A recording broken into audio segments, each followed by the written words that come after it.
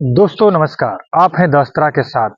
मैं अनिल कुमार यादव अपने YouTube channel पर आप सभी लोगों का स्वागत और अभिनंदन करता हूं। दोस्तों इस समय देश के ऊपर दुखों का पहाड़ टूट पड़ा है। देश ही नहीं दुनिया के जाने माने अर्थशास्त्री और देश के 14वें प्रधानमंत्री डॉक्टर मनमोहन सिंह का 92 साल की उम्र में निधन हो गया। 26 दिसंबर दिन गुरुवार की शाम को उनकी तबीयत बिगड़ी और आनन फानन में दिल्ली के एम्स में उन्हें भर्ती कराया गया और 9:51 पर दिल्ली के एम्स में ही उन्होंने अपनी जिंदगी की अंतिम सांस ली। डॉक्टर मनमोहन सिंह की शुरुआती शिक्षा दीक्षा भारत में ही संपन्न हुई, लेकिन उच्च शिक्षा के लिए उन्होंने ऑक्सफोर्ड यूनिवर्सिटी और कैलिफोर्निया का रुख किया और इकोनॉमिक्स में पूरी दुनिया में अपनी विद्वता का लोहा मनवाया। डॉक्टर मनमोहन सिंह प्रधानमंत्री बनने से पहले भारत के वित्त मंत्री पद को भी सुशोभित कर चुके थे। 1991 में नरसिम्हा राव की सरकार में वे वित्त मंत्री थे और अपने बतौर वित्त मंत्री 1991 में उदारीकरण के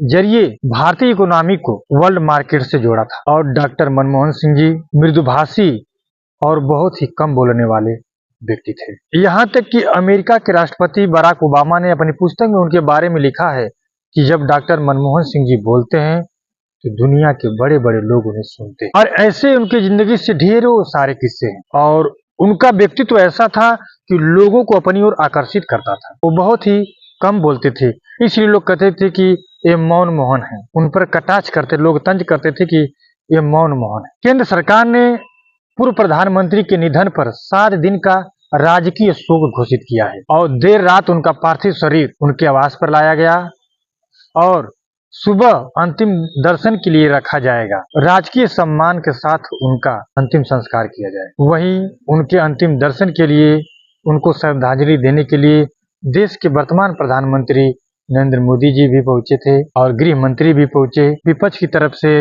राहुल गांधी, प्रियंका गांधी, सोनिया गांधी और देश के जितने बड़े बड़े पार्टियों के नेता हैं उनके अंतिम दर्शन के लिए उमड़े और उन्हें श्रद्धांजलि दी। 28 दिसंबर दिन शनिवार को 9:30 बजे राजकीय सम्मान के साथ उनका अंतिम संस्कार किया जाएगा। और उनके बारे में बस मेरा एक यही कहना है कि वो सरदार थे, असरदार थे। जो काम डॉक्टर मनमोहन के मौन ने कर दिया इस देश के लिए, वो काम बीजेपी के इतने हल्ले गुल्ले शोर शराबे ने भी नहीं कर पाया। डॉक्टर साहब का व्यक्तित्व लोगों को अपनी ओर आकर्षित कर, जब वो बोलते थे तो लोग सुनते रह जाते और इनकी जैसी विभूतियां संसार में कभी कभार जन्म लेती हैं और इनकी जैसा व्यक्तित्व संसार के पटल पर कभी कभार निकल करके सामने आता है। इनके जाने से जो भारत को क्षति हुई है उसकी कभी भरपाई नहीं की जा सकेगी और भारत उनके योगदान का सदैव ऋणी रहेगा। और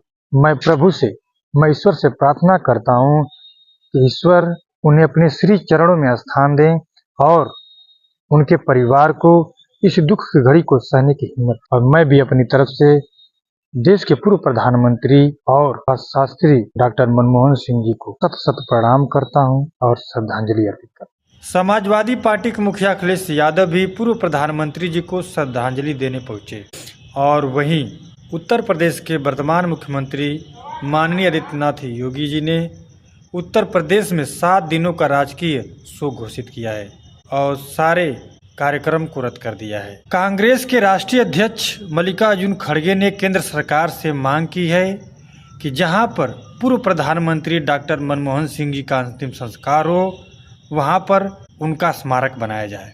खड़गे ने प्रधानमंत्री नरेंद्र मोदी जी से और गृह मंत्री अमित शाह जी से फोन पर बात की और कहा कि पूर्व प्रधानमंत्री जी के लिए यही सच्ची श्रद्धांजलि होगी।